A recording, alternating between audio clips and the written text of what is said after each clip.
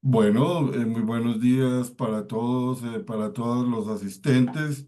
Ya nos encontramos hacia la mitad del semestre de este esfuerzo que estamos haciendo para mantener un diálogo entre los dos programas de pedagogía que existen actualmente en el país, esperando la aparición de un tercer programa de pedagogía en la Universidad del Valle.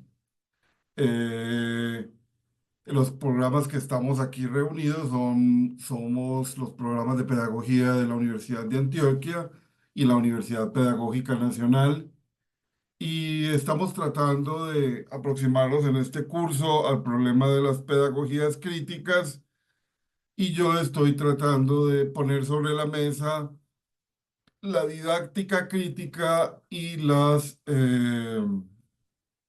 didáctica crítica y el currículum crítico. También quería mencionar, pero no sigo sin manejar bien los tiempos.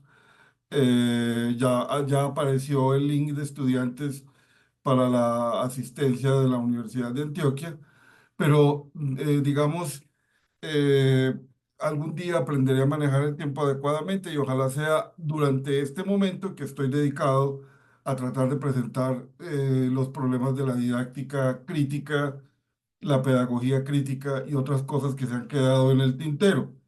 Yo quisiera volver a presentar, si así me lo permiten, voy a tratar de presentar para que recordemos. eh, ya se puede ver en pantalla. Sí, ahí ya se está viendo. Bueno, gracias. La sesión anterior estuvo hacia el final signada por algunos elementos biográficos de carácter personal y algunos elementos de emotividad que suelen caracterizarme, pero que yo creo que son fundamentales de poner sobre la mesa en la discusión, porque, insisto, siempre aparece de manera insistente la idea de que cuando uno está hablando de estos temas y toca autores y autoras de otras latitudes, entonces es porque uno está amparado en la torre de marfil del académico y poco interés tiene en las producciones locales, en la producción colombiana, en los movimientos sociales y en eso que llamamos realidad nacional sin ningún cuestionamiento, ¿cierto? Es decir, no solamente el problema de lo que implica decir realidad nacional, sino también el problema de decir, de expresar, decir la palabra realidad, con una contundencia que manifiesta fundamentalmente dos cosas. La primera, un desconocimiento de los profundos problemas filosóficos que tiene el concepto de realidad, y segundo, una ingenuidad frente a lo que llamamos realidad, realidad nacional, realidad social, que no es propia de una actitud crítica y reflexiva y autorreflexiva. Entonces, digámoslo, tratar de mostrar con todo énfasis que cuando estamos leyendo la teoría crítica, cuando estamos leyendo la filosofía de la liberación, cuando estamos leyendo cualquier producción académica, venga de donde venga, y con los conceptos que promuevan, ineludiblemente estamos hablando eh, de los conflictos sociales en los cuales se ha enmarcado en el caso colombiano lo que yo insisto en llamar educación popular. O sea, es posible que nosotros en el ámbito académico hablemos de pedagogía crítica, pedagogías críticas o didáctica crítica, pero en la producción colombiana, en la producción de maestros y maestras que desde su pregrado y sus posgrados han hecho trabajos alrededor de la educación popular o de las ONGs o de múltiples instancias de sistematización de experiencias, porque eso también es importante señalarlo.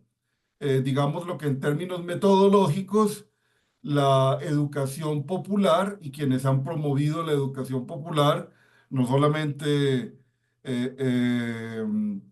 el profesor Marco Raúl Mejía, sino también, por ejemplo, Alfredo Guizo y otras autores y autoras también, eh, han vindicado o reivindicado para la educación popular una suerte de metodología de la investigación para producir conocimientos en torno a la educación popular y lo llaman sistematización de experiencias.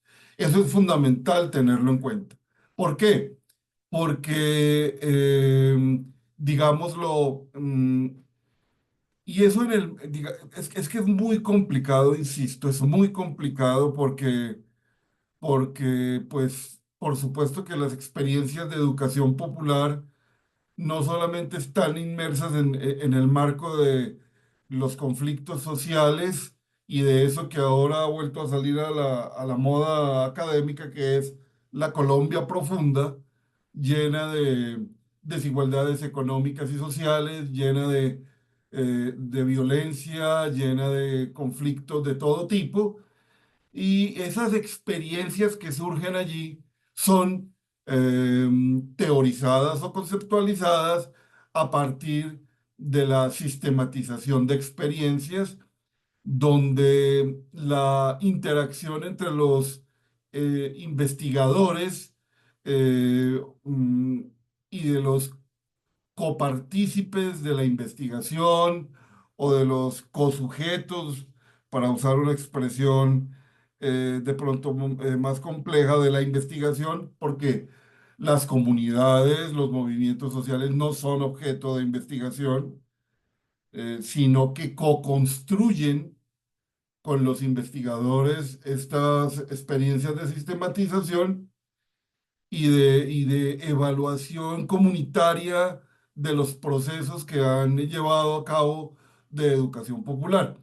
Entonces, es posible que hayamos terminado con una exacerbación de las emociones de parte mía, pero es que siempre vuelve y aparece lo mismo, como si uno al citar autores y autoras de otras latitudes estuviese en una torre de marfil desconectado de los fenómenos sociales, políticos y culturales del país y como digo, y como se dice otra vez aquí en Colombia ahora con más énfasis, de la Colombia profunda.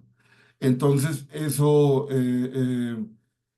para tratar de retomar donde dejamos el asunto que fue en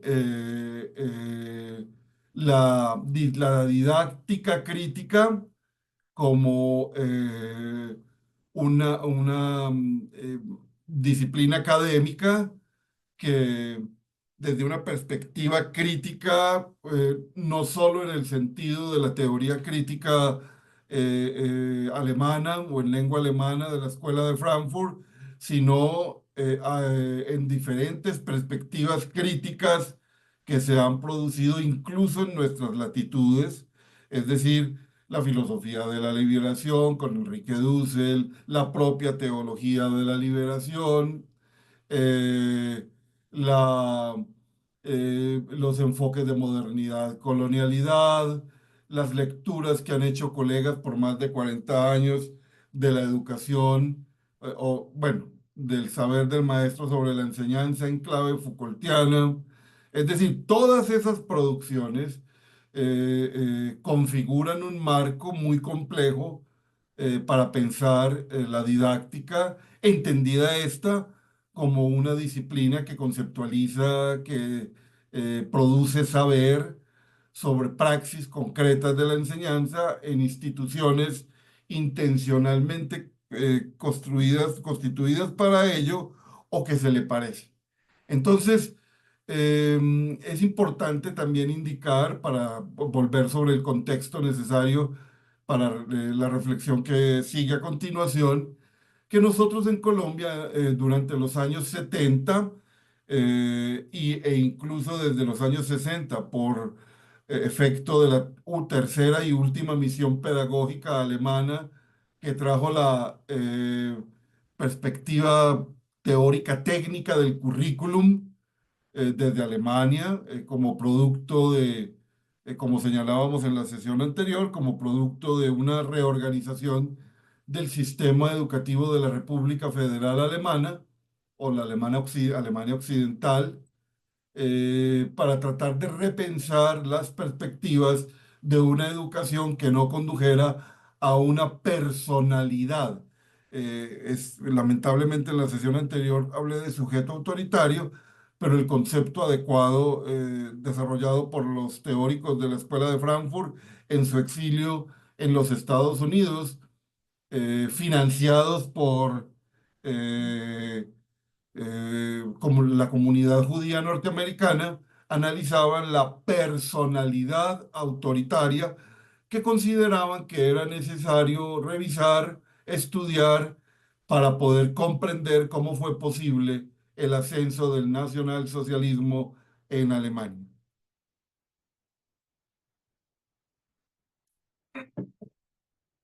Perdón. Ese currículum técnico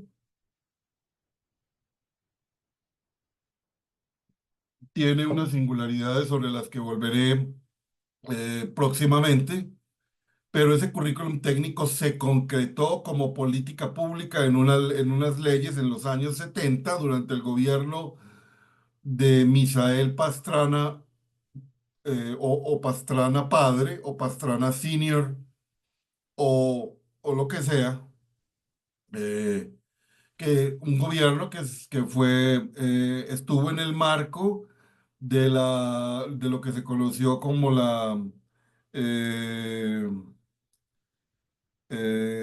ay, se me olvidó el concepto, pero que implicó una salida a la violencia de los años 50, a lo que conocemos como el periodo de la violencia, que fue la exacerbación de los crímenes cometidos por el gobierno conservador a través de agentes policiales que solían llamarse policías chulavitas, porque la mayoría de esos policías eran fanáticos conservadores de un municipio de Boyacá que se llamaba Chulavita, pero también los chusmeros liberales que llevaron pues eh, que llevaron este periodo de violencia exacerbada posterior al asesinato en Bogotá de Jorge Eliezer Gaitán.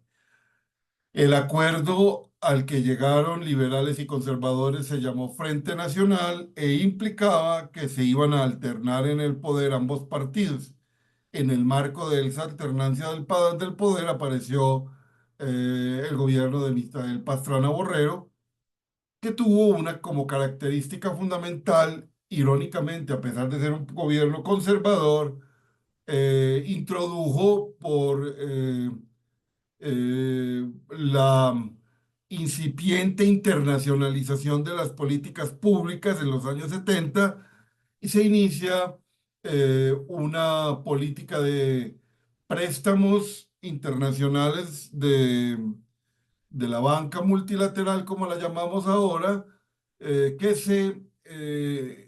que tenían como acuerdos, o sea, para poder desembolsar el dinero, tuvo como acuerdo una reforma de la educación básica y media en Colombia, y eso implicó la entrada de la educación técnica, es decir, implicó que el bachillerato clásico, donde se cultivaba el latín, por ejemplo, y estaba fundamentalmente centrado en las humanidades, que preparaba para el acceso a la universidad de una población muy pequeña, hay que decirlo, pero que fue reemplazada por una educación media que terminaba con una formación básica tecnológica que permitía que los estudiantes de bachillerato pudieran conseguir un empleo rápidamente. Es decir, la tecnología educativa es una de las primeras manifestaciones en Colombia de una política pública donde la educación debe estar completamente supeditada a las necesidades del mercado laboral. Entonces, en ese contexto se introduce cambios significativos en la manera de comprender la enseñanza, en el sentido en que el currículum es diseñado por expertos de manera, un currículum nacional que era pensado como una máquina con engranajes tan perfectos que permitía que si un estudiante de Medellín tenía que irse a Mocoa, Putumayo, eh, pudiera trasladarse sin que afectara los contenidos, porque los maestros tenían que seguir a pie juntilla los diseños desarrollados por los expertos. El aprendizaje era comprendido en términos de la teoría de la teoría conductista, y en ese sentido, entonces, el aprendizaje era por objetivos y estaba centrado en una comprensión eh, eh, eh, conductista del aprendizaje, y lo que acontecía en el aula estaba estructurado con base en la caricatura del conductismo, que era estímulo, respuesta, fijación conductual. Entonces, la misma estructura de lo que acontecía en el aula era de ese modo. Yo, que ya tengo varios calendarios encima y que el color de la barba blanca, cada vez más blanca, no se debe al agua oxigenada, a mí me tocó la experiencia todavía eh, de la educación, en ese sentido de la tecnología educativa, y digamos lo que recuerdo bien, por lo menos hasta segundo, tercero de bachillerato, que sería el equivalente a octavo, noveno de hoy, que los profesores llegaban al aula, ponían la fecha, ponían el objetivo, eh, eh, daban el tema, que era como daban el tema, hacían el célebre feedback, ¿cierto? Que era muy curioso porque con el nivel de inglés de aquella época, ustedes se alcanzarán a imaginar la pronunciación de los maestros que teníamos nosotros y la propia, ¿cierto? El feedback, y luego del feedback o de una evaluación que permitía recoger qué era lo que se había asumido, se había aprendido en clase, luego venía el reforzamiento, ¿cierto? Esa era básicamente la estructura de las clases. Posteriormente, ya en los años 80, hubo una reforma curricular, soportada ya no por la psicología conductista, sino por esa extraña cosa para la cual yo no encuentro otra metáfora que Frankenstein, que en Colombia y en lengua española llamamos conductismo. Perdón, constructivismo. Y digo extraña porque, pues, como lo mostraré un poco más adelante, eh, eh,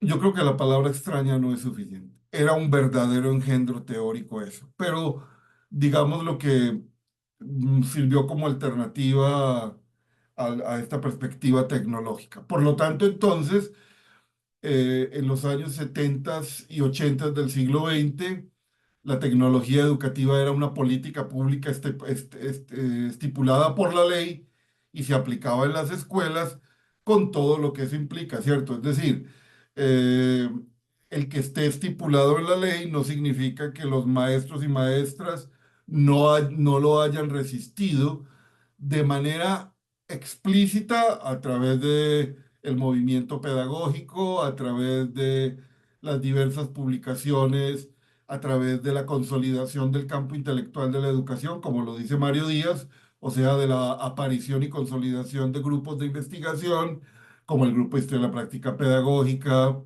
en cuyo contexto está la defensa del saber del maestro frente a una tecnología educativa que se ufanaba de ser un diseño curricular a prueba de tontos. Así se decía, no es un chiste mío. O sea, la idea era que por malo que fuera el maestro, si hacía lo que estaba dicho en los manuales ofrecidos por los expertos, algo pasaba, positivo, ¿cierto? Así estaba dicho. Incluso, y lo he dicho muchas veces y lo quiero repetir aquí, eh, eh, cuando se hizo la reforma de la tecnología educativa, se le envió a los maestros una cartilla para explicarle a los padres el, en qué consistía la reforma, y la cartilla terminaba con algo que a mí me parece verdaderamente grotesco, y era posibles preguntas de los padres con sus respuestas. O sea, ni siquiera confiaban en que el maestro fuera capaz de explicar la tecnología educativa, que le daban la respuesta. Entonces, en un contexto tal es plenamente comprensible las apuestas epistemológicas y teóricas del Grupo de Historia de la Práctica Pedagógica, igual que el Grupo Federici en la Universidad Nacional, posteriormente llamado Grupo de Antanas, por el académico y político colombiano de origen rumano Antanas Mockus, de quien conocemos partes del cuerpo que no necesitábamos conocer, y otros grupos de investigación en Colombia. Entonces, eh, eh, en ese contexto de la tecnología educativa, pues fue que empezaron a surgir también, digamos, apuestas eh, eh, de resistencia frente a esa política pública. También indicar que en la Constitución de 1991, como lo señalé, eh, se plantearon principios profundamente neoliberales que enmarcaron incluso la propia comprensión de la educación, que permitía una tercerización de la educación al modo chileno, pero que por las luchas de los maestros en sus sindicatos y de los intelectuales y académicos de la educación desde las universidades, no se concretó, no se concretó esa tercerización. Hay, pues, como un proyecto hegemónico, sí hay experiencias y todavía existen formas tercerizadas de educación en lugares remotos del país, incluso administradas por la Iglesia Católica, pero no se convirtió en la apuesta mayoritaria. También es importante indicar, y tal vez lo olvidé en la sesión anterior, que con el neoliberalismo, y yo me atrevería a decir de manera tal vez atrevida, porque no soy experto en derecho, pero yo me atrevería a decir con las profundas, un profundo influjo neoliberal en muchos principios constitucionales de la Constitución del 91. Eso implicó también eh, una exacerbación en el ámbito de la esfera pública de la economía, ¿cierto? Es decir, la economía se vuelve, y la economía de inspiración neoliberal, se vuelve hegemónica en los discursos públicos, y digamos, conceptos como responsabilidad financiera y esas cosas que tienen asfixiada la Universidad de Antioquia en este momento, entre otras cosas, hace por ejemplo, con ese principio de racionalización del gasto, eh, con ese principio de racionalización del gasto, nosotros,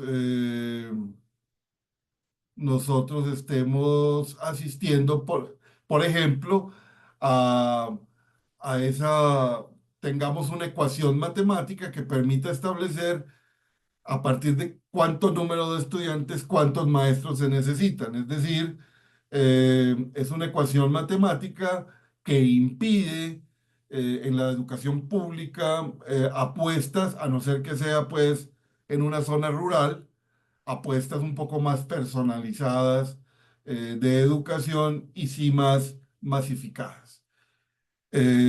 Como sea, entonces, en ese contexto también es donde aparecen apuestas críticas de diverso cuño y sobre todo apuestas populares en educación. Entonces, ahora vamos a pasar a algo que espero ustedes me excusen. Voy voy a hacer una pequeña incursión por temas que podría parecer que le estamos dando la espalda a los conflictos sociales y a este encuadramiento nacional y global de la situación educativa en los últimos decenios, pero que a mí me parece que son fundamentales discutir. Y tiene que ver con lo siguiente. Eh, Como decía en la sesión anterior, nosotros, mm, insisto, la lectura de autores y autoras de otras latitudes, de otros países, de otros contextos de producción académica alrededor de la educación, de la formación, de la enseñanza, del aprendizaje, eso no quiere decir que estemos en la Torre de Marfil con un fondo de un montón de libros, sino que necesitamos teorizar y conceptualizar. En ese sentido, es que yo quiero, aprovechando eh, este espacio, yo quiero hablar de 5 tendencias en lengua alemana de pedagogía y de didáctica crítica, ¿cierto? De pedagogía y de didáctica crítica. 4 de esas tendencias están enmarcadas en la perspectiva crítica que hemos eh, eh, venido planteando en versión alemana. Pero eh, hay una de la cual yo quiero solamente mencionar aquí, porque también, porque tiene la palabra crítica o en su designación. Hay un pedagogo alemán del siglo XX, Bresinka, quien, a ver, digámoslo de esta manera, la presentación de estos autores y la presentación de estos marcos de referencia de pedagogía y didáctica crítica requiere señalar algo importante y es que pues esos autores no se quedaron anquilosados en ninguna de las perspectivas que desarrollaron. Es decir, Bresinka no es solo el racionalismo crítico, ¿cierto? O la pedagogía crítico-racionalista, no solamente eso, ni tampoco Klafki. Es decir, todos estos autores se movieron en diversas etapas de su producción académica de diversas maneras. Incluso muchos de ellos inicialmente se formaron en el paradigma, como dice Christoph Wolff, en el paradigma de la pedagogía de las ciencias del espíritu. Incluso muchos de ellos, eh, eh, digamos, iniciaron su vida académica poco antes o durante la Segunda Guerra Mundial y hubo transformaciones teóricas. Esto es un abrebocas problemático y es un abrebocas de diversos problemas, pero también porque yo quiero insistir en algo que es fundamental y es esto, y es que quienes nos estamos formando en pedagogía, quienes estamos planteando los problemas pedagógicos para la investigación, para acompañar procesos educativos populares, para trabajar en ONGs, en fin, para todas estas cosas que se abren como espectro no solo laboral, sino también de activismo político. eh, pues también tenemos que saber que pues tenemos que estudiar, tenemos que leer, tenemos que poner cuidado en los conceptos que usamos. Y yo creo que también se impone una relación con la filosofía y también con ese amplio mundo de lo que se llama ahora estudios en, ¿cierto? Que hace más específico o más delimitado ciertas cosas y ciertos problemas y perspectivas que tenemos que asumir. Yo quiero simplemente indicar lo siguiente. Eh, Digámoslo de y también quiero aclarar una cosa. Lo que está aquí planteado no es porque lo hayamos leído en lengua alemana, que quede claro. O sea, esto está publicado en español, ¿sí? En diccionarios de pedagogía, de Editorial Herder, en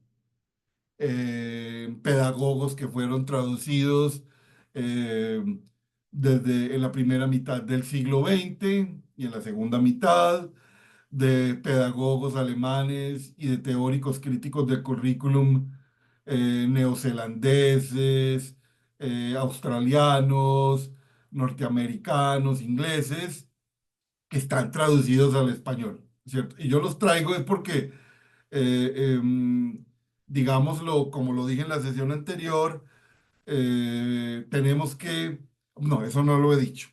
En la sesión anterior dije que acusar al grupo de historia de la práctica pedagógica de una lectura impropia del currículum porque no sabían inglés es inadecuado, porque sí saben inglés, ¿cierto? Esa es otra cosa. El punto es que, o en lo que yo quiero insistir, es que tenemos que rearmar el archivo de producción pedagógica.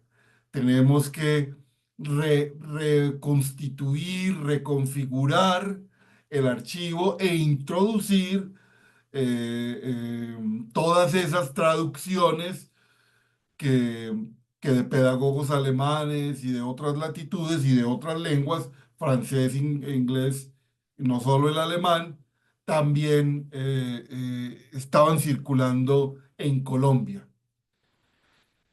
y que incluso estaban en las escuelas normales, estaban en las escuelas normales. Yo tengo la esperanza algún día de que haya menos austeridad en el mundo y poder viajar al municipio de Urrao, a la normal de Urrao, y ver si no han botado esos libros, porque también cabe la posibilidad de recuperar muchos de los libros que están en la Escuela Normal Superior de Urrao o que estaban con editoriales argentinas y mexicanas y españolas que hicieron traducciones muy importantes. Entonces, hay que reconfigurar y en buena hora tenemos estos dos pregrados, próximamente tres, para poder, porque esta labor, insisto, solo es posible por una comunidad académica que se vaya consolidando.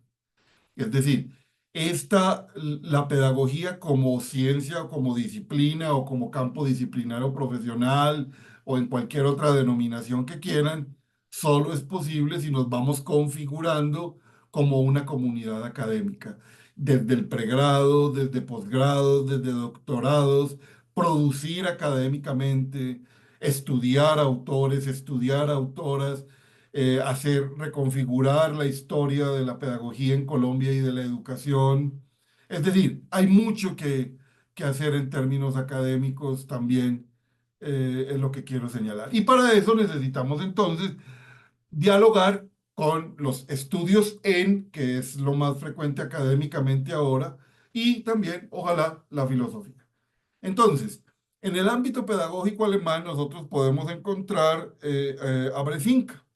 Bresinka es un autor que en un momento de su producción académica posterior a la Segunda Guerra Mundial, lideró un giro realista, un giro hacia la escuela, al estudio de la realidad de la escuela. Una de las críticas fundamentales que se hizo en ese proceso de desnazificación alemana fue que los pedagogos usaban un lenguaje filosófico grandilocuente, profundamente nacionalista, eh, lleno de ideales basados en la cultura alemana, etcétera, etcétera, en la lengua alemana, en una suerte de destino filosófico de que de que la lengua alemana era el reemplazo del griego y todas esas cosas. Eh, digámoslo entonces, que esa escuela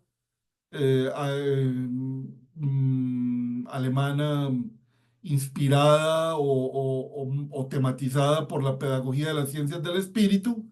eh, esa escuela debía ser la pedagogía y la vida cotidiana de las escuelas debía ser reemplazada por un conocimiento real de lo que acontecía en la escuela.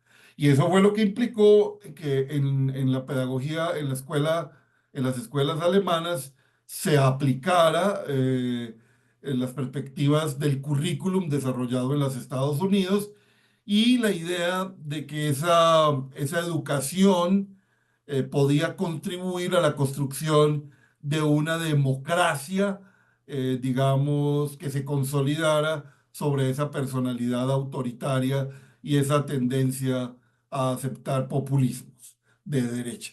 Entonces, ese giro realista, descrito por Christoph Wolff, en un libro traducido por el profesor Andrés Klaus, Introducción a la Ciencia de la Educación, en ese giro realista, pues lo que se quiere es, digamos, conocer cómo es la escuela y en ese sentido, entonces, la etnografía digamos, una perspectiva empírica de los estudios en educación se va configurando. En ese sentido, entonces, aunque aparezca con el nombre de crítica, esta pedagogía crítico-racionalista que en un momento promovió Bresinka está soportada en el racionalismo crítico de Karl Raimund Popper, ¿cierto?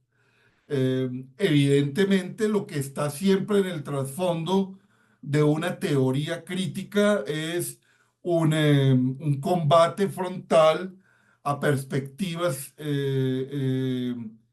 positivistas de la comprensión de la ciencia y de la comprensión de los fenómenos sociales, etc.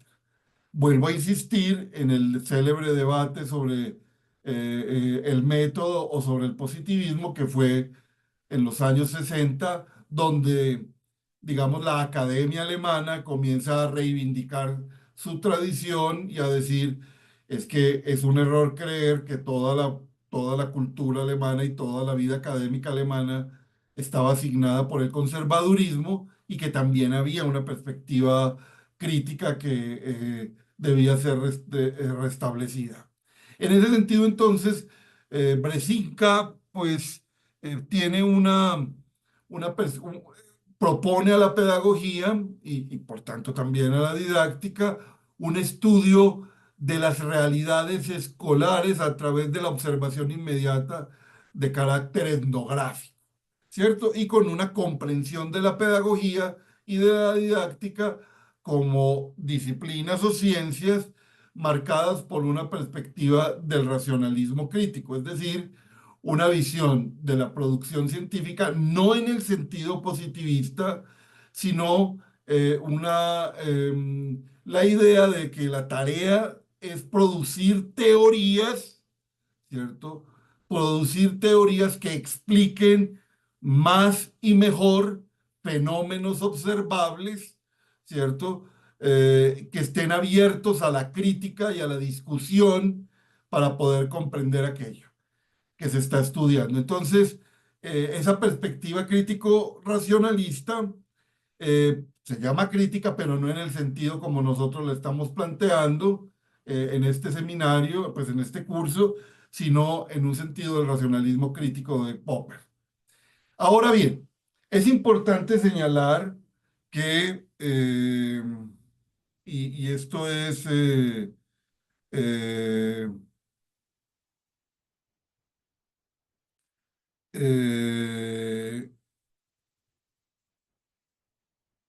eh, a ver, digámoslo de esta manera. Del mismo modo como en la Alemania federal occidental se están configurando estos movimientos, de la misma manera en la Alemania oriental se está reconfigurando la historia alemana para tratar de explicar desde una perspectiva materialista histórica, marxista, tratar de explicar los fenómenos que condujeron a que los alemanes llegaran al poder. Mm, Ese es un fenómeno muy complejo mirado desde la Alemania que estuvo bajo la esfera de la Unión Soviética, la República Federal Alemana, pero también es importante señalar que en la República Federal Alemana hubo pedagogos y hubo pedagogía. Nosotros tenemos la tendencia contemporánea, y sobre todo los colombianos, em, a creer que, que lo único que es ideológico es lo de la izquierda. Es lo irónico, ¿cierto? Es decir, si el profesor es de izquierda, es una persona que ideologiza, ¿cierto?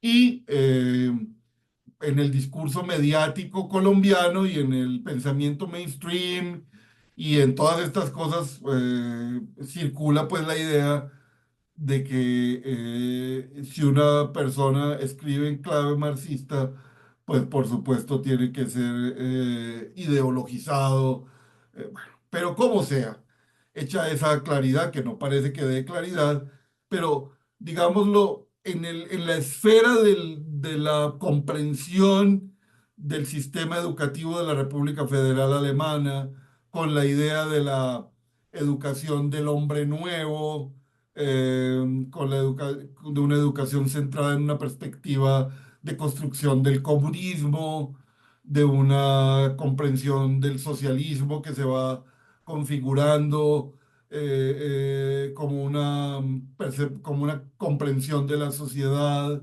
de una perspectiva democrática distinta a Occidente. En fin, desde esa perspectiva nosotros podemos encontrar algunos autores que en un momento de sus vidas estuvieron comprometidos con una pedagogía crítico-materialista. Esa pedagogía crítico-materialista está centrada, sus objetivos educativos están centrados en la producción de ese hombre nuevo que tiene una conciencia de clase que le permite constantemente analizar los mecanismos de alienación social, ¿cierto?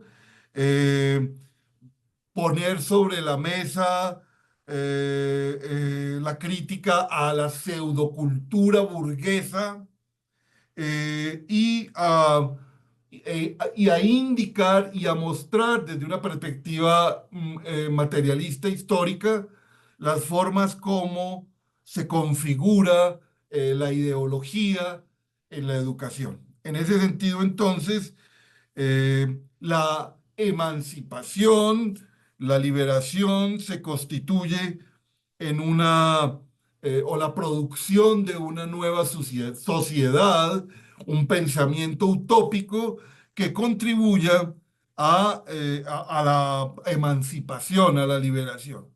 En ese sentido, entonces, digámoslo, eh, eh, la idea es una formación política del profesorado que desde una concepción marxista, ¿sí? Pueda responder en una realización concreta de un Estado socialista o como crítica dentro de una sociedad burguesa capitalista, la consolidación de una concepción marxista de la sociedad, pero también una lucha contra las manifestaciones del capitalismo tardío. Es importante señalar que, que digámoslo, en esta perspectiva pedagógico-didáctica, digamos, mm, a ver, digámoslo de esta manera, esas perspectivas llegaron a la Cuba comunista, ¿cierto? Los libros que he podido consultar son producidos o traducidos, mejor, traducidos y usados en la pedagogía cubana como marco de referencia para su sistema educativo y la comprensión de cómo entienden la educación escolar en el marco de estas sociedades, eh, eh, de estas sociedades socialistas. Entonces, digámoslo, mm, la la comprensión de lo que acontece en el aula de clase, eso también se puede mirar desde una perspectiva crítica, en una mirada, digamos, de una realización concreta del socialismo, como desde una perspectiva totalitaria, por supuesto que sí, pero digámoslo, esta pedagogía crítico-materialista de profunda raigambre marxista se convirtió en la pedagogía oficial, no solo en la Alemania federal, sino incluso en Cuba, con traducciones a la lengua española donde nosotros podemos encontrar toda una propuesta educativa centrada en la resistencia al imperialismo, centrada en la construcción de una sociedad comunista, centrada en la producción del hombre nuevo, en fin, en unas formas de producción económica que resisten a las lógicas globales del capitalismo y todas estas cosas y con sus realizaciones concretas en la escuela. Por supuesto, entonces, pues, uno de los problemas que tiene es justamente el carácter monológico de la propuesta, en el sentido en que, pues, ya todo está resuelto en términos del materialismo histórico. Entonces, es decir, no hay apertura a la autocrítica o a la propia crítica eh, de los procesos sociales, etcétera, o económicos, sino que, digamos, tiene una función teórica de mantener el orden dominante en este tipo de país. Eso implica entonces una comprensión de la educación que tiene unos fines y unas orientaciones determinadas, pero que también tiene unas formas de realización concreta, donde la prioridad es una comprensión del mundo en perspectiva socialista, una comprensión de la ciencia, una comprensión de todos los fenómenos culturales, sociales, políticos, etcétera, en esa perspectiva. ¿Alguna pregunta hasta aquí o ya logré el cometido de prolongarles el sueño más rato?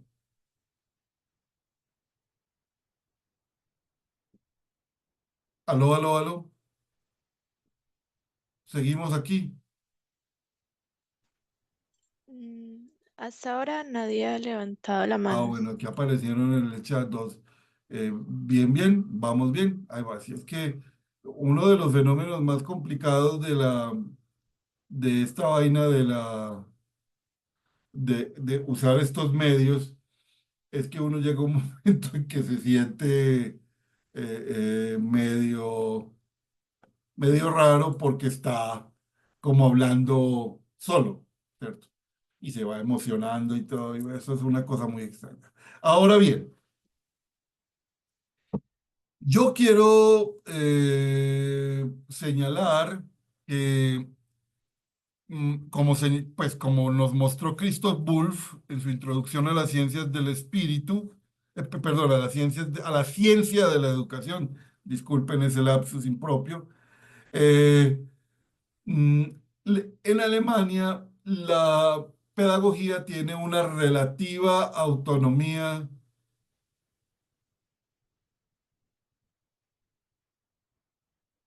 eh, A ver, aquí él nos pregunta que entonces una de las tendencias es la pedagogía crítico-materialista. Efectivamente, una tendencia de la pedagogía y la didáctica crítica es una pedagogía crítico-materialista.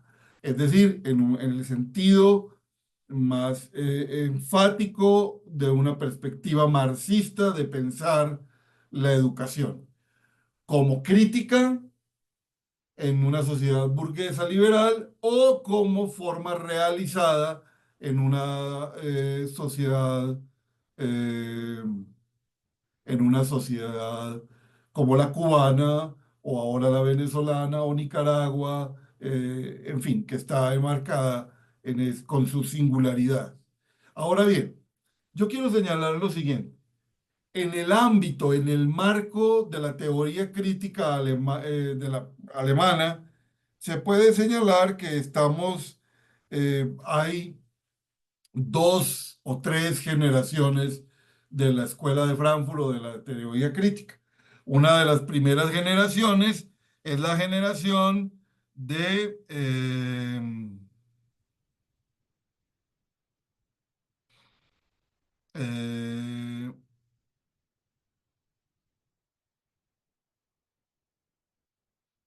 mm,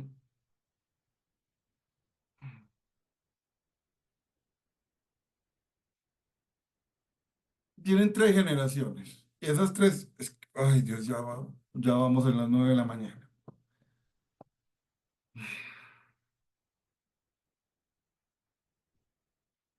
Voy a quedar más endeudados con ustedes pero bueno, eh, digámoslo de esta manera. La, la teoría crítica en Alemania está dividida en tres generaciones. La primera generación, pues con fines teóricos, es la escuela de Frankfurt, que tiene entre otros a Adorno, Horkheimer, en fin. La segunda generación, que está fundamentalmente determinada por Jürgen Habermas, y de manera lateral, Caroto Appel, aunque tiene una cosa distinta. Y la tercera generación, pues, es Axel Honneth, Albrecht Wellmer y otros autores. Pero yo en lo que quiero como tratar de señalar es que algunos pedagogos y didactas, entre ellos Klafki, para tratar de plantear problemáticas propias de la pedagogía, asumieron perspectivas que vienen de la pedagogía, perdón, de la teoría crítica. En ese sentido, entonces, yo me atrevería a señalar lo siguiente. Mm, Pedagogos como Klafki, como Blanker, como Mollenhauer, como bien lo presentó el profesor Reuter, ellos, digámoslo, desarrollaron una pedagogía y una didáctica centrados en la primera generación de la escuela de Frankfurt. En ese sentido, entonces, en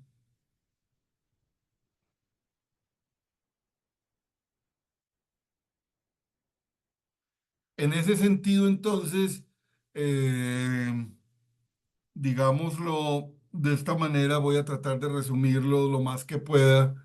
Y voy a tratar de plantearlo así. Estos pedagogos, Tafki, Blankertz, Bollenhauer, etcétera, lo que ellos están proponiendo en la línea de, estando soportados en el pensamiento filosófico y con los conceptos y teorizaciones de la primera parte, de la primera generación de la Escuela de Frankfurt, ellos sostienen que mm, la tarea fundamental de la pedagogía y de la didáctica es la crítica ideológica y la crítica social. Es decir, eh, eh, la tarea de una pedagogía y de una didáctica crítica y de las realizaciones concretas de la enseñanza en el aula debe estar orientada fundamentalmente a cuestionar la racionalidad técnica, ¿cierto? A cuestionar las lógicas de dominación, ¿cierto? Las lógicas de dominación política y a cuestionar las perspectivas de la ciencia en términos de teoría tradicional que solo se ocupa de lo dado o del positivismo. Entonces, las metas educativas eh, es, o la meta educativa fundamental es la emancipación a partir de una crítica ideológica y un cuestionamiento de lo reificado, de lo dado. En ese sentido, entonces, esas apuestas de comprensión pedagógica, didáctica y de realización concreta de la enseñanza debe estar orientada fundamentalmente a la emancipación. Por lo tanto, entonces, la tarea es permitir que los niños y niñas y Marí, tengo muy presente ese acuerdo del cual hablaste de no saturar a los niños con eso. Se me quedó grabada no solo en la cabeza, sino también me ha hecho pensar en estos días mucho y es la tarea aquí es que los niños y niñas desde la escuela, eh, con el modo como se aproximan a la cultura, a la ciencia, a la sociedad, eh, tengan la capacidad de desarrollar una perspectiva crítica que le permita evaluar la sociedad y la cultura a la que pertenece. En ese sentido, entonces, y quiero aquí señalarlo, en esta perspectiva emancipatoria, eh, ellos enfatizan en comprender a los niños y a los jóvenes no como individuos que están inmersos en un proceso de aprendizaje, sino como un colectivo al que ellos llaman la nueva generación. Entonces, digamos, en esta perspectiva crítico-emancipatoria, la tarea es que esa nueva generación, a través de los procesos educativos, no solo en la escuela, sino también en movimientos sociales, etcétera, en otros espacios de participación política, puedan desarrollar esa capacidad crítica de estar atento y poder denunciar y crear estrategias de resistencia para las formas de dominación y eh, para las formas de dominación y denunciar los procesos de ideologización. Ese sería básicamente en una primera perspectiva. Una segunda marco de referencia es la pedagogía crítico-comunicativa.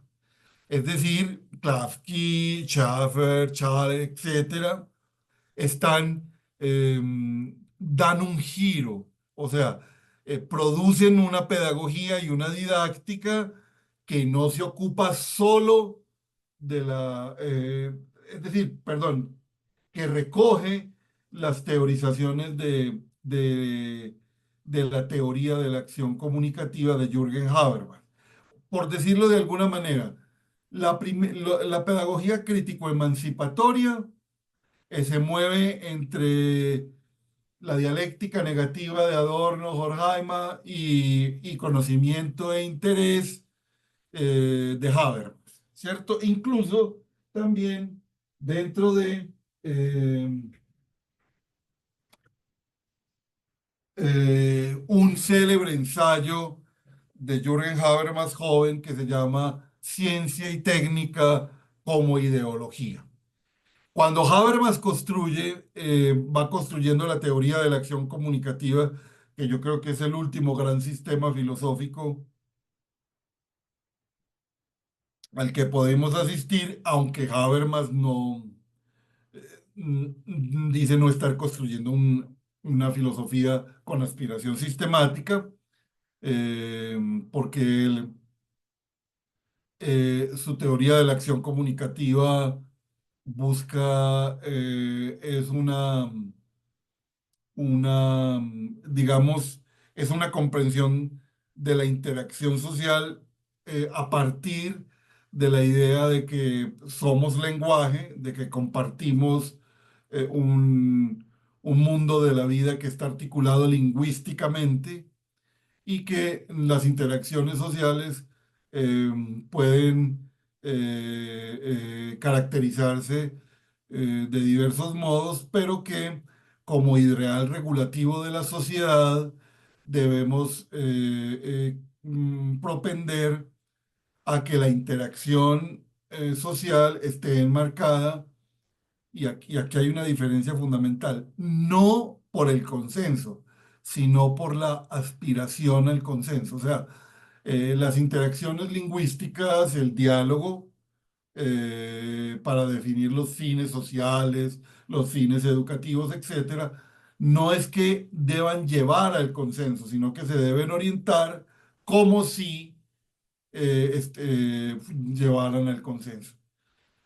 Porque esa distinción yo la hago pues porque hay muchos críticos de pobre Habermas que creen que Habermas era un tonto ingenuo. No, no, no. Hay muchas problemáticas serias alrededor del consenso, pero porque en última instancia, si toda la comunicación está orientada al consenso, pues entonces el fin es el consenso y cómo manejamos realmente el disenso. Ese es el sentido más radical de las críticas a Habermas. Pero eh, Habermas está pensando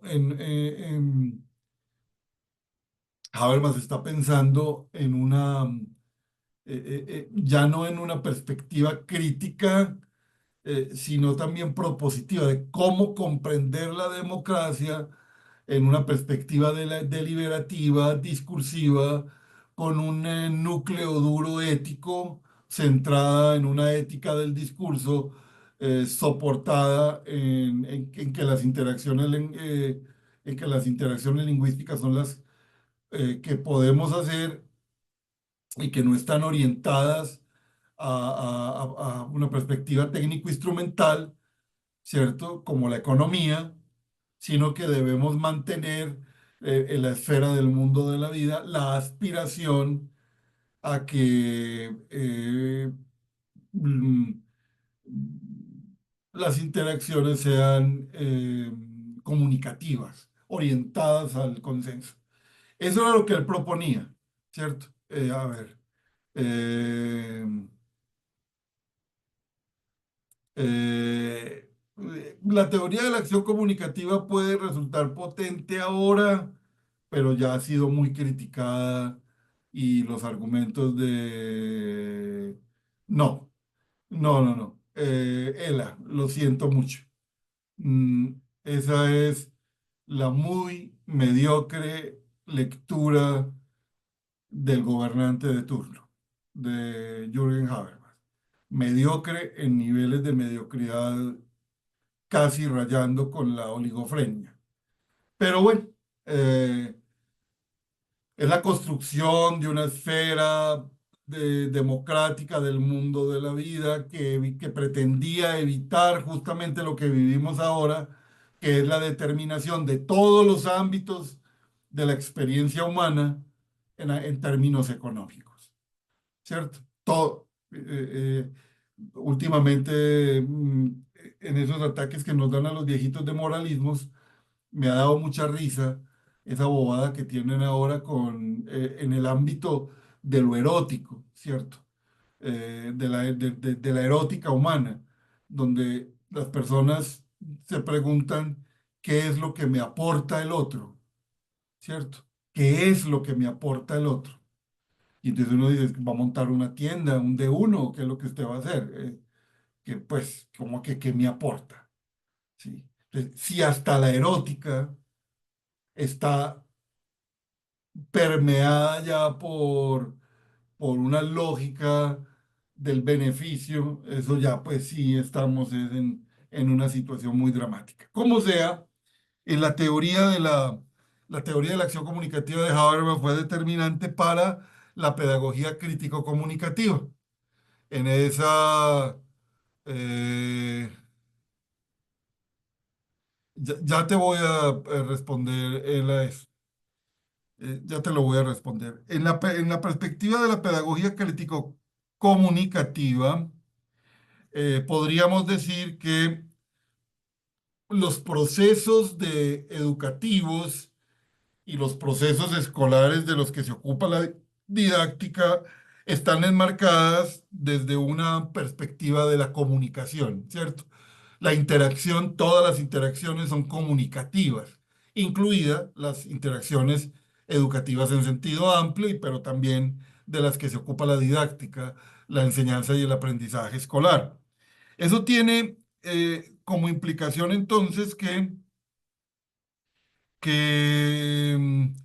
eh, la teoría crítica de la primera generación de la Escuela de Frankfurt ayudó a desarrollar unas concepciones de crítica, de racionalidad, frente a la racionalidad positivista y técnico-instrumental, eh, y una concepción de la emancipación eh, como una perspectiva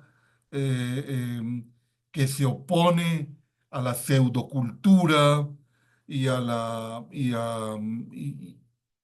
ideología.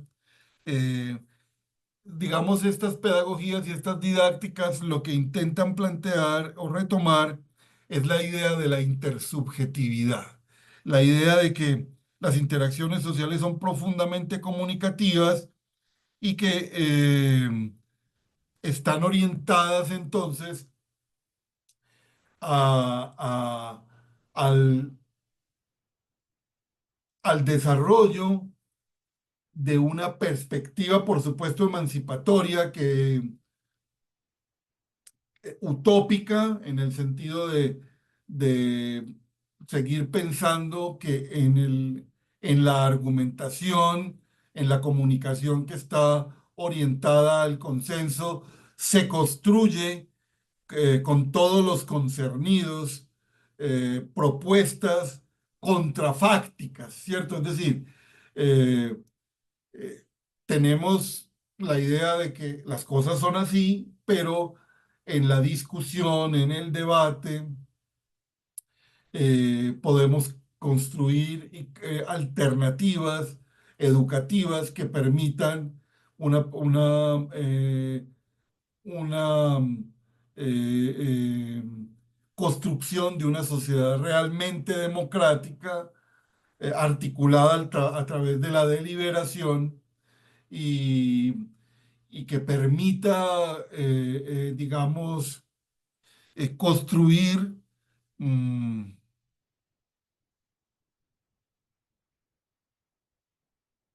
construir perspectivas eh, eh, democráticas basadas en esa deliberación. Hay una mano levantada. Yo. ¿Se me escucha? Perfectamente. Eh, Juan, pues yo quería preguntarte si si en esa perspectiva de la teoría de la comunicación, o no sé si lo malinterpreté, es donde este es un autor alemán también, que Andrés cita en el libro sobre ensayos sobre pedagogía alemana, le hace una crítica a Mollenhauer, porque en esa teoría de la comunicación lo que se sobreentiende es que, por ejemplo, en la relación pedagógica, qué pena el sonido de fondo, pero estoy en la terminal, en la relación pedagógica hay una simetría, ¿cierto? Hay una simetría donde se infiere es que todos sabemos más o menos lo mismo, que el conocimiento se construye entre todos, que no hay una relación de poder. Y la crítica que le hace este autor, que no sé cómo se pronuncia, no sé si es Ouija, se escribe Wiger, doble G, no sé si se pronuncia Ouija o cómo, no, hay una asimetría que es estructural en la educación y por ende tiene que estar. Así que, digamos, ese discurso romántico que nos repiten en diferentes ámbitos educativos, de que la relación entre el maestro y los estudiantes tiene que ser horizontal, de que todos construimos, de que no hay poder, no hay entre ninguna de las partes. Digamos que es eso, un discurso meramente romántico que no se sostendría porque necesariamente tiene que haber una relación de poder asimétrica donde unos reconocen a otro que sabe algo que los demás ignoran. Entonces no sé si hay quepa como el tema, recuerdo que lo plantea Andrés en ese libro y a mí me parece muy importante porque uno escucha pues en diferentes espacios educativos como esa idea que es, creo yo, falsa de que la relación debe ser horizontal. Solo quería hacer como ese comentario, no sé si lo puedas ampliar o me corriges, No, Juan. no, no. Justamente ese es uno de los problemas a los que iba a llegar en el hecho eh, de que digámoslo de esta manera, en la teoría de la acción comunicativa presupone el reconocimiento del otro como un interlocutor válido y también implica una serie de reglas básicas para que se construya esa comunicación. Las críticas a la teoría de la acción comunicativa y a la ética del discurso que tiene a la base son muchísimas. No solamente, por ejemplo, alrededor de que si, digamos, si la, digámoslo de esta manera, eh, ¿qué es lo que se solapa? ¿Qué es lo que se pierde de vista cuando todo está centrado en la aspiración al consenso? Entonces, si la esfera de la democracia, si la esfera política, si la esfera ética está determinada por el diálogo entre pares, oculta el hecho de que en la política no hay, eh, digamos, no hay esa paridad. E incluso eh, se puede señalar que el poder político está construido sobre el silencio de muchos, ¿cierto? Sobre el silencio de muchos. En ese sentido, entonces, una de las críticas más radicales a la teoría de la acción comunicativa no es que sea romántica, sino que presupone unas reglas tan amplias y tan abstractas y con pretensión universal, ¿cierto?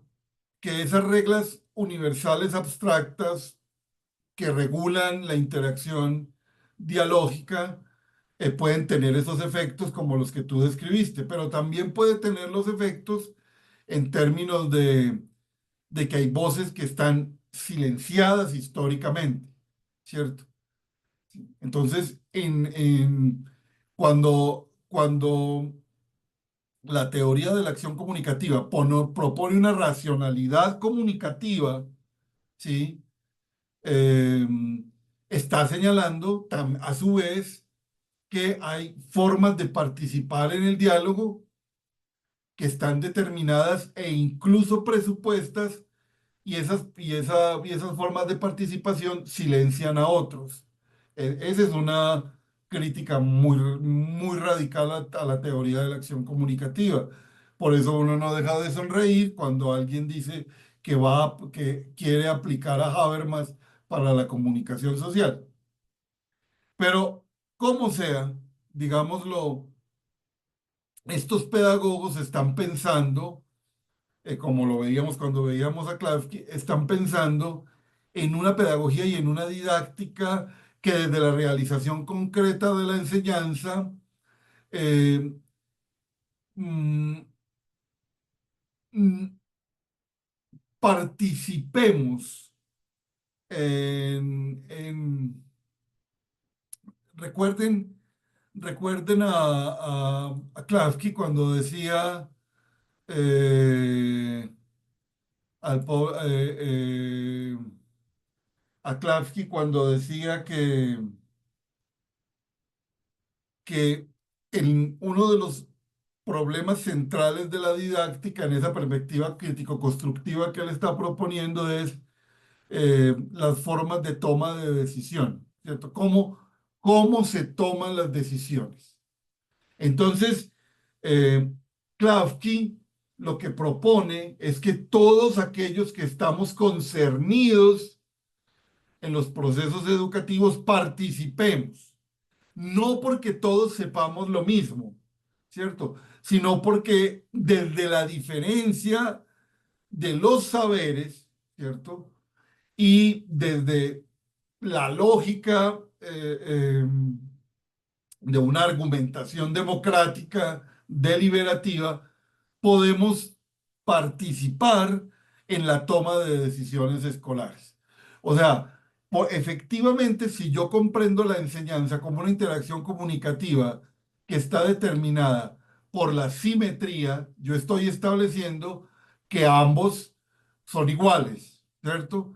Pero digamos, esta igualdad, esta simetría, perdón, es meramente formal, ¿cierto? Porque siempre habrá la posibilidad no de que alguien sepa algo más y eso no lo hace mejor o, digamos, no lo hace ser distinto ontológicamente al otro, ¿no? Sabe algo, ¿sí?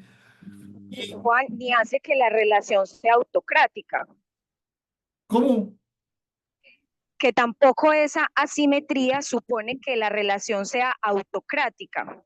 Exactamente, es que eso es sumamente problemático, porque es que en última instancia, y ahí sí fue que aplicaron a Habermas, cuando sacaron la Ley General de Educación, cuando sacaron la Ley General de Educación en Colombia, en el año 94, yo no sabría decir si tenían inspiración habermasiana, pero eso es lo que pensaban que teníamos que hacer cuando se construía el proyecto educativo institucional.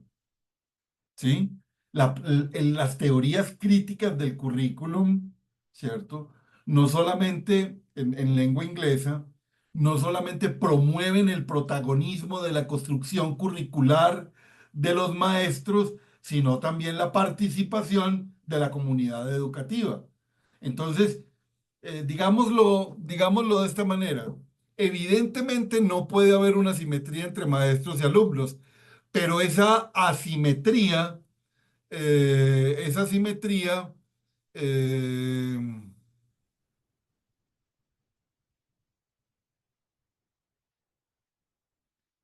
eh, mm, eh, mm, mm, te vamos a dar el uso del micrófono, Mari, porque acabas de hacer una muy interesante alusión y me gustaría que la ampliaras. Eh, digámoslo de esta manera, la idea es que en la toma de decisiones de los contenidos, de las metas, de los objetivos, etcétera, en esa toma de decisiones no sea una toma de decisiones elaborada por expertos, es decir, por científicos eh, por científicos que determinen cuáles son los objetivos, cómo se debe hacer, metódicamente, en términos metodológicos, cómo se debe enseñar, sino que todos podamos participar. Y lo otro y lo fundamental, que conecta, por ejemplo, con la educación popular en Colombia y en América Latina, que conecta con la investigación acción participativa bueno, todas esas cosas que lo conecta es que estos proyectos educativos eh, no son, no son proyectos en términos de digamos, estos proyectos educativos se orientan hacia la emancipación, hacia la construcción de una sociedad cada vez más democrática. No sé si Mari quiere eh, compartirnos lo que acaba de señalar aquí por escrito muy brevemente, y si le habilitamos el micrófono. De ahí le pregunté para que activara el micrófono. Sí, yo creo, ¿me escuchan? Sí, por supuesto, Mari. Ya. Ya, bueno, no sé si soy capaz de explicar eso en español, pero lo voy a intentar. Sobre lo que yo escribo, ¿cierto? Pues el consenso no es un requisito de neutralidad, sino una prohibición de abrumar, ¿cierto? Sí, Em, bueno, eso también es como una discusión entre como la pedagogía crítica, bueno, yo estoy más en la área de educación política crítica y como la educación política popular, o como lo puedo decir, no sé exactamente. Pero la idea es exactamente esa, que como cuál es el rol de un profesor en una aula. Y no es como ser neutral. Sobre todo decimos en Alemania que siempre lo primero es como defender como no sé cómo decirlo, pero las cosas fundamentales de ser humano.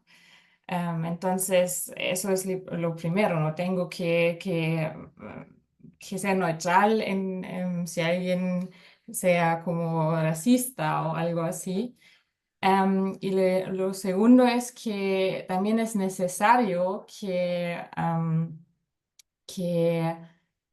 que un alumno tiene como una persona en que se puede orientar de alguna manera, aunque sea en contra de esa persona, para emanciparse. Entonces, como el rol del profesor no es como hacer una neutralidad que de verdad nunca puede ser neutral, aunque lo intento, porque nunca somos neutrales.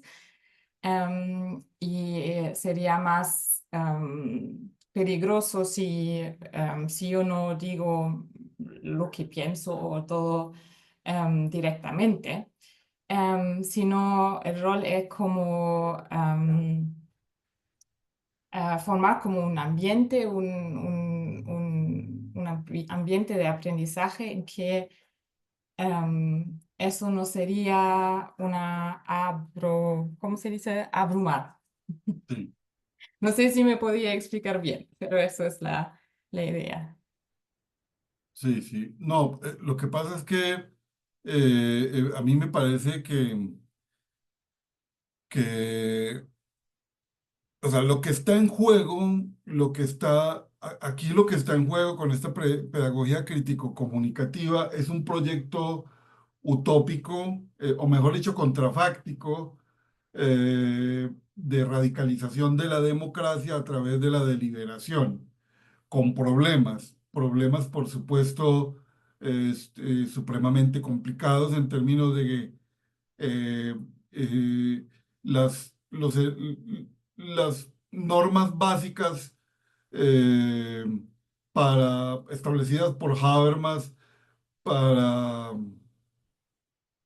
para participar en la comunicación orientada al consenso, pues tienen una serie de presupuestos universales muy básicos principios éticos convertidos en la estructura comunicativa, pero por ejemplo, como bien lo hizo Honneth en sus críticas a, a Habermas, pues no, digamos, no hay que olvidar el problema de la aspiración al reconocimiento, no hay que olvidar todo este tipo de cosas. Entonces hay, digámoslo, en esta perspectiva crítico-emancipatoria, pues eh, hay hay un presupuesto muy complicado y es que siguiendo ciertas reglas muy universales podemos llegar a una comunicación emancipatoria libre de dominación. Y entonces ese podemos llegar, ¿cierto? Convierte en ideal regulativo, que no es que se tenga que realizar, pero nos orientamos hacia él. Entonces, digamos, muchos críticos dicen, hombre, esa aspiración no terminará ocultando que en todas las relaciones hay dominación, no terminará ocultando el poder en un sentido más Foucaultiano. En fin, hay una cantidad de críticas a la teoría de la acción comunicativa muy complicadas, pero también a las pedagogías críticas de inspiración comunicativa, en el sentido en que si bien es cierto, están orientadas a promover la participación en la toma de decisiones eh, de, de lo que debemos enseñar, cómo lo debemos enseñar, cuáles son las metas, etcétera. Eh, y eso hay que promoverlo, pero digámoslo, yo también quiero poner sobre la mesa lo que implica pensar una didáctica entendida como una interacción comunicativa intersubjetiva, ¿cierto? Eh, Evidentemente, la relación intergeneracional está determinada por una diferencia, digamos, de conocimientos. Las nuevas generaciones eh, no tienen unos conocimientos que sí tienen las nuevas generaciones. Y esa interacción, eh, eh, para ser entendida como dialógica comunicacional, pues es muy complejo, ¿cierto? Porque, por ejemplo, lo que está aconteciendo aquí no es necesariamente un diálogo, ¿cierto? Este no es necesariamente un diálogo lo que está aconteciendo aquí. Esto es más bien una exposición. ¿Sí? O sea, es la exposición del diálogo mío con los autores, pero salvo la intervención, no es propiamente un diálogo. Entonces, digámoslo, siempre queda la idea de que hay por ejemplo, y eso es una cosa que tenemos que pensar en relación con lo que señalaba eh, eh, eh, que lo que señalaba Marí desde una pregunta que hizo en la primera intervención mía, y es si se puede pensar una educación crítica en estructuras que parecerían contrarias a ese asunto, ¿cierto? A instituciones, sí. Pero yo quisiera tratar de, como de indicar que en estas pedagogías crítico-comunicativas hay una serie de presupuestos muy complejos que exigirían una reflexión muy fuerte sobre si la interacción intersubjetiva, comunicativa entre maestros y alumnos es dialógica, porque en última instancia, por ejemplo, en términos institucionales, eh, el maestro es maestro porque de alguna manera encarna un cierto poder, ¿cierto?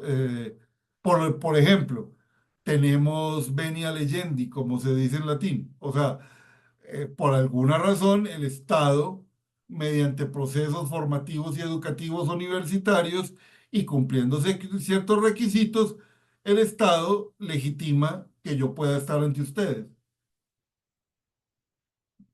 No sé si me explico.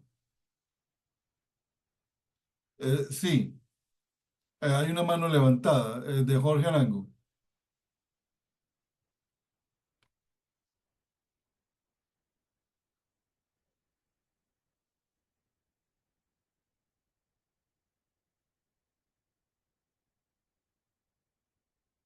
Si podemos darle la palabra a Jorge.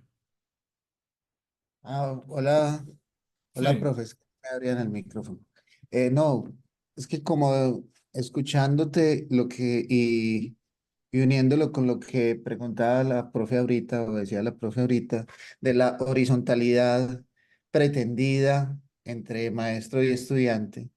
Entonces, esta simetría de la que hablamos, pues, como usted lo dice, tiene problemas serios, pero lo que más me llama la atención es, no solamente es un tema de simetría en conocimiento, ¿cierto? Esa simetría en conocimiento, como usted no lo muestra, pues es inexistente, porque de hecho para poder tener el lugar del maestro, pues se supone que hay un conocimiento que se debe poder transmitir, y si no, ¿cuál sería el lugar del alumno? Pero además también es una asimetría no existente del todo también en las condiciones sociales, porque no es lo mismo el lugar, por ejemplo, de alguien que haya podido transitar la universidad y oficializar la autorización que podría tener para realizar el ejercicio de enseñar o cualquier otro que tenga que ver con la educación, que alguien que no ha podido transitar esos procesos aún.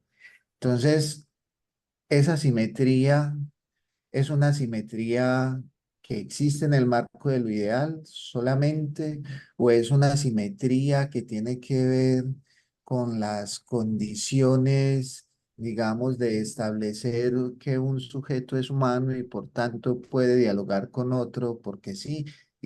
Por ejemplo, me gustó mucho lo que usted dijo. Aquí esto no es un diálogo del todo, es un diálogo entre usted y los autores, porque para nosotros es muy difícil tener ese diálogo con esos autores porque no los hemos abordado de la manera en que usted los ha abordado.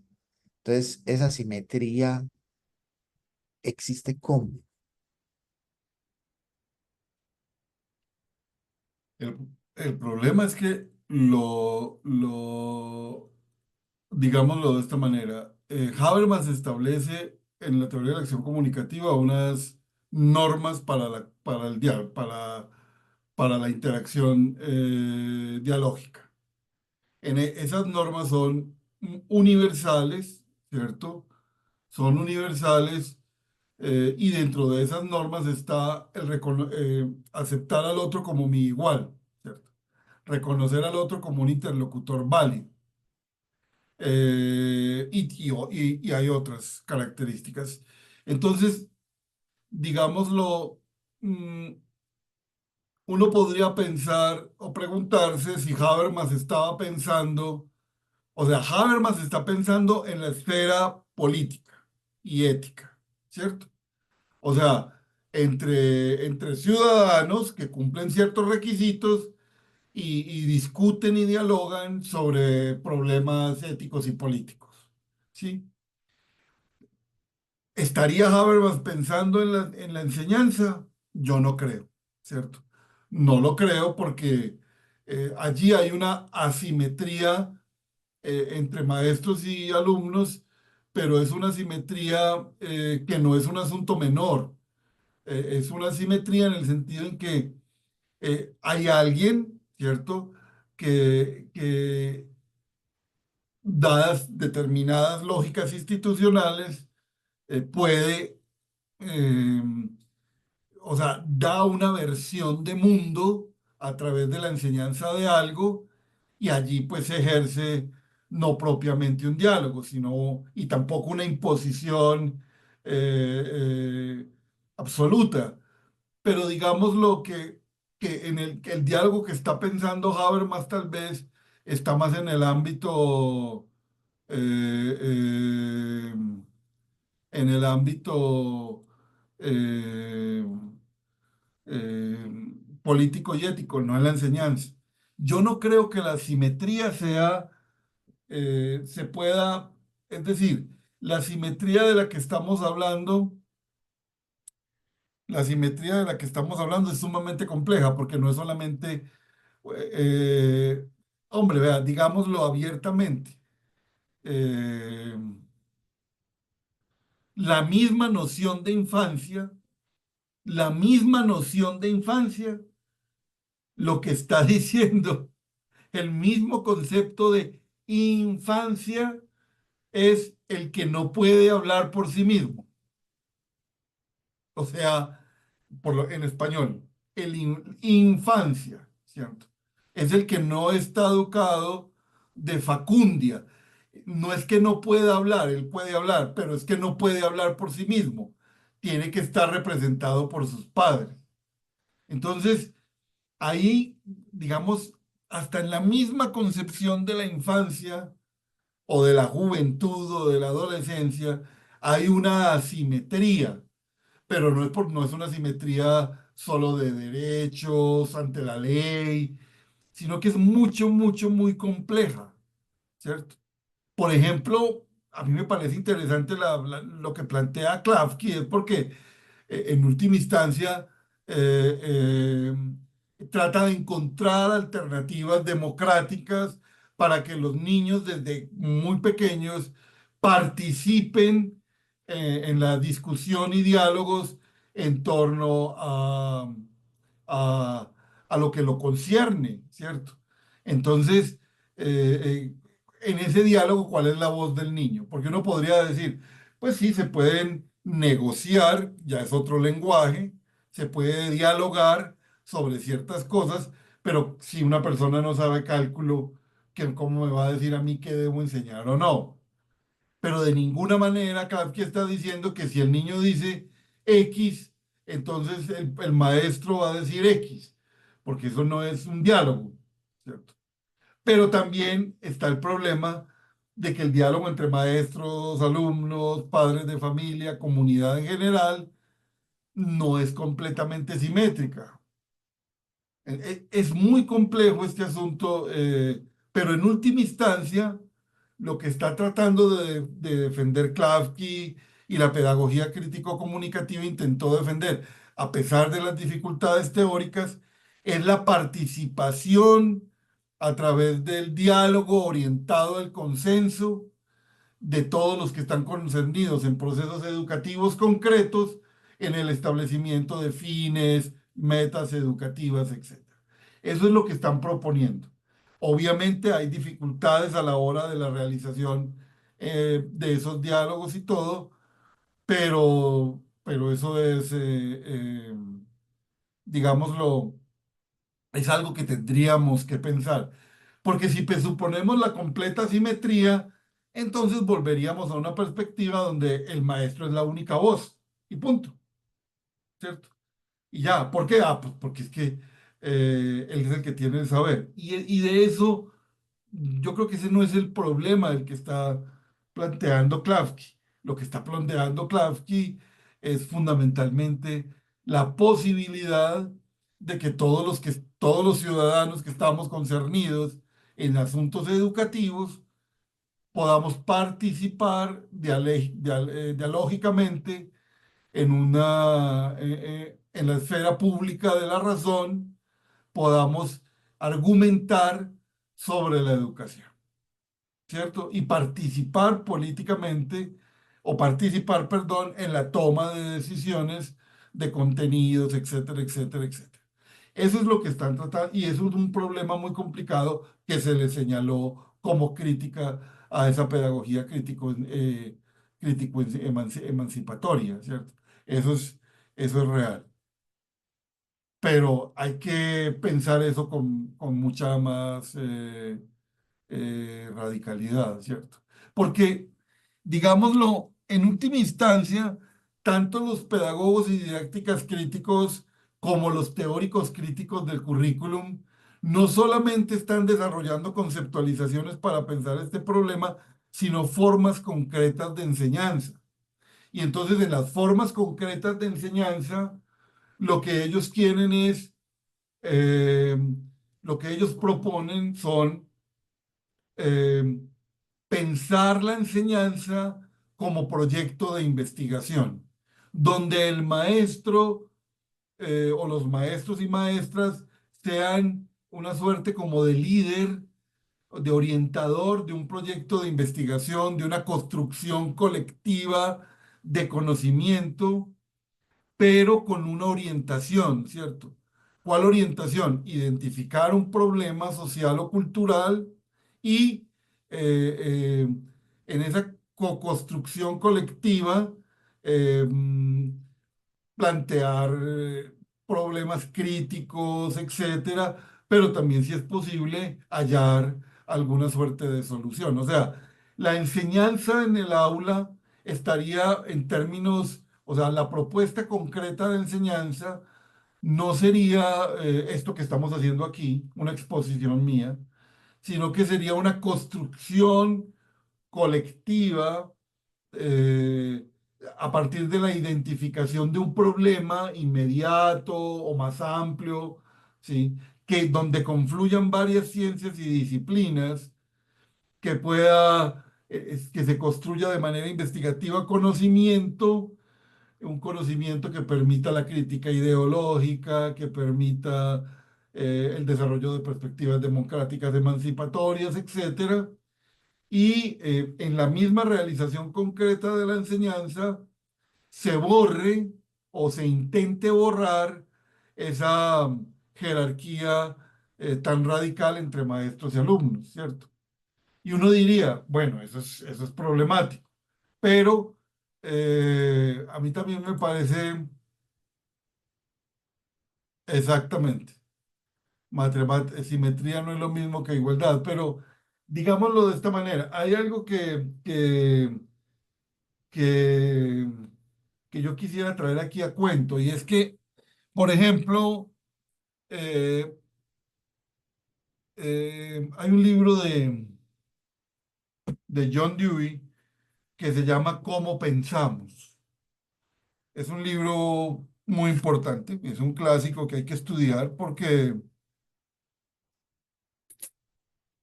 muestra el esfuerzo de John Dewey de pensar el conocimiento, los procesos de pensamiento y cómo organizar el aula.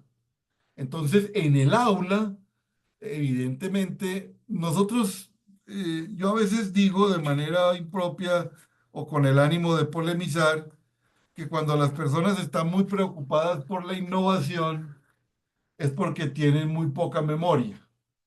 Y entonces, por ejemplo, ahora todo el mundo habla por ejemplo, de aula invertida, por Dios, o aprendizaje basado en proyectos, o educación por proyectos. Eh, ¿Cómo pensamos? Es un libro de la primera, entre la primera y la segunda década del siglo XX. Tiene más de 100 años.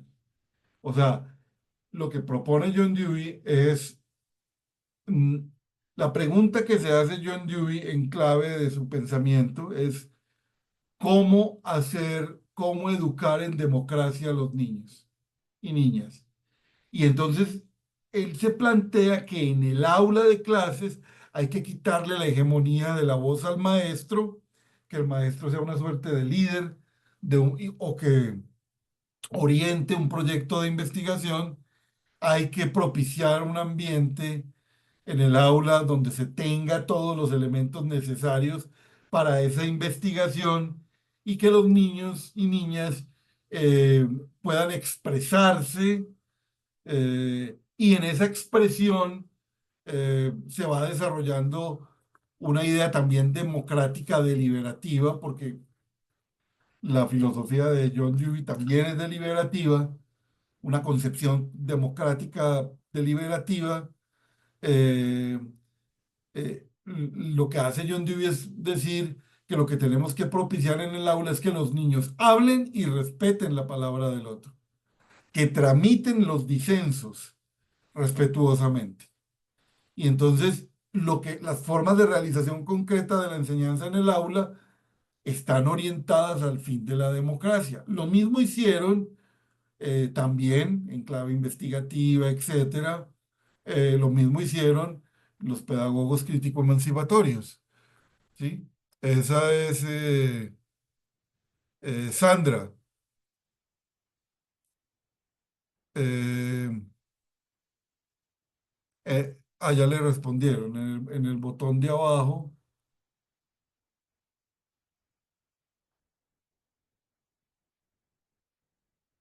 En el botón de abajo, Sandra, ahí vas a participar. ¿Ya puedes hablar?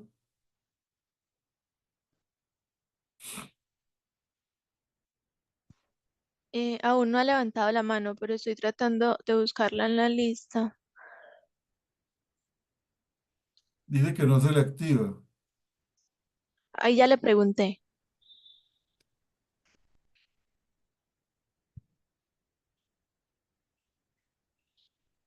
Sandra, te debió haber Ahí, llegado eso. ahí me escuchan. Sí. Ah, listo. Creo que, mira, yo pues he seguido mucho como estas conferencias, o estas charlas que nos has dado. Yo soy estudiante del doctorado en ciencias de la educación. Qué pena, pues, como por favor, ya en la escuela. Dentro de lo que usted nos ha planteado frente a todo este proceso, esa es como mi propuesta de investigación, que no he podido, pues, como llegar a ese objetivo, como esa pregunta. Y yo escucho toda esta problematización, esta forma como de hacer esta pedagogía crítica. Y en esa yo me pregunto, y esa es como mi tesis como de investigación, yo digo, ¿por qué los docentes, por ejemplo, yo soy docente del sector público, es como si nosotros, hay un libro que se llama Nos quieren más tontos, de Pilar Carrera creo que es, y yo escucho pues y sigo todas esas conferencias y yo digo, Dios mío, pero ¿qué es lo que nos está pasando? Tal vez a los docentes del sector público, que no llegamos a toda esa problematización. Y yo, sin antes de estar en el doctorado, yo pensaba, yo decía, nos tienen como idealizados y todos, por ejemplo, en mi institución, todos creen que el trabajo sobre las competencias es lo mejor, es lo que nos va a sacar, o sea, lo que estamos apostando de esa a toda la forma de cómo alcanzar unos buenos niveles en las pruebas.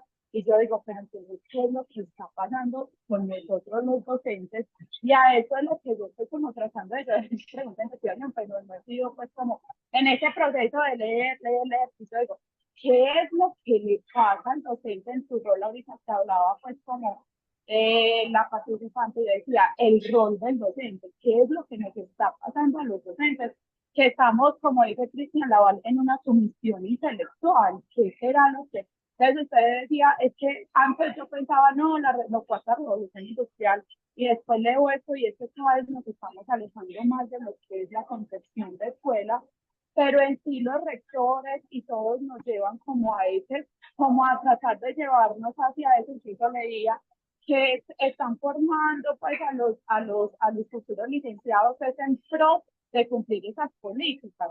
Y yo digo, entonces ahí yo digo, ¿qué es lo que nos está pasando como profesores ya en función nosotros acá en la escuela y en la escuela pública, que estamos en esa sumisión intelectual, como si el otro pensara por nosotros, volvernos dependientes a ese sistema? Incluso usted decía como naturalizar, estamos naturalizando ese capitalismo, pero ¿qué será que pasa en los docentes que no avanza un poco más de eso?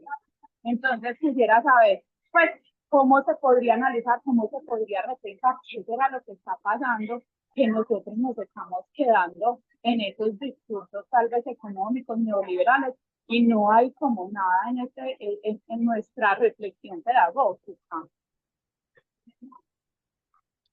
Uy, usted pone esa situación en un nivel muy complicado de enfrentarlo, porque es que si usted se fija bien, ahí hay una situación aporética. Es decir, La derecha política colombiana dice que los maestros colombianos ideologizan desde una perspectiva de izquierda a los niños, ¿cierto? Es lo que dice la derecha.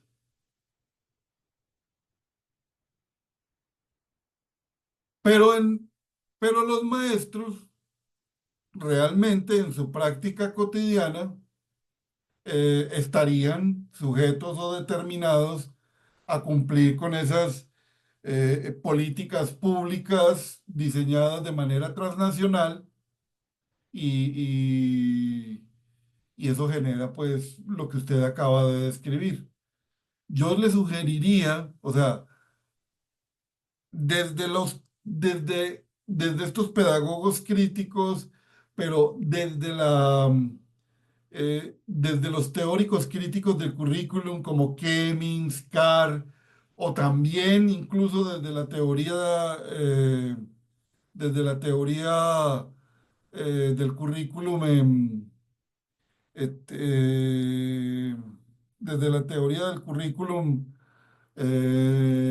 práctico de Stinghouse, por ejemplo, el problema que hay es el que usted mencionó, es la reflexión del maestro,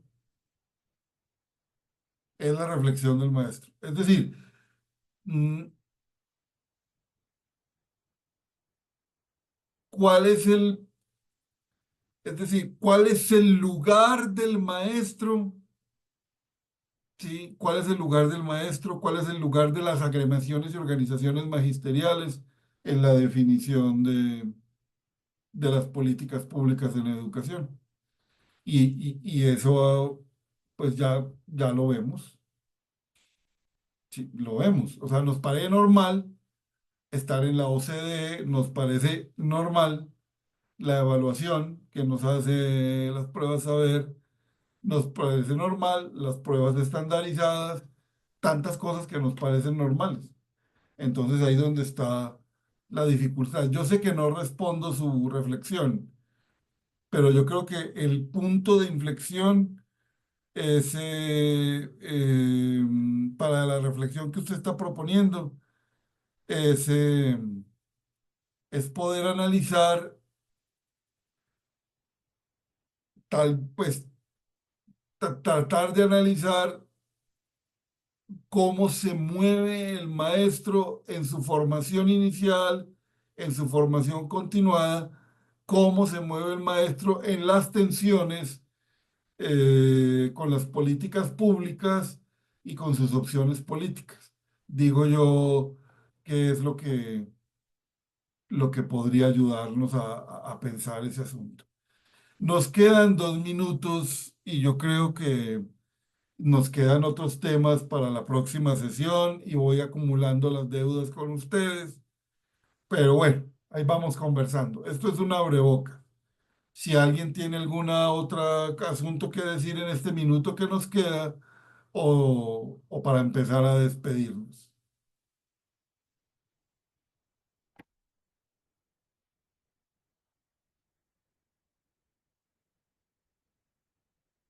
Vean, dicen que el link de asistencia de la UPN no lo enviaron. Eh, es que creo que lo hacen desde la universidad pedagógica, pero no sé si haya alguien de la pedagógica que tenga ese asunto antes. Ah, bueno, que le pregunten a la profesora Carolina. Sí, podemos hablar de emancipación en la próxima clase. Tenemos que hablar por los temas de tanto las teorías técnicas, perdón, las teorías críticas del currículum como las pedagogías didácticas críticas, incluso llegan a asumir que la educación es emancipación. Bueno, que estén muy bien y nos vemos.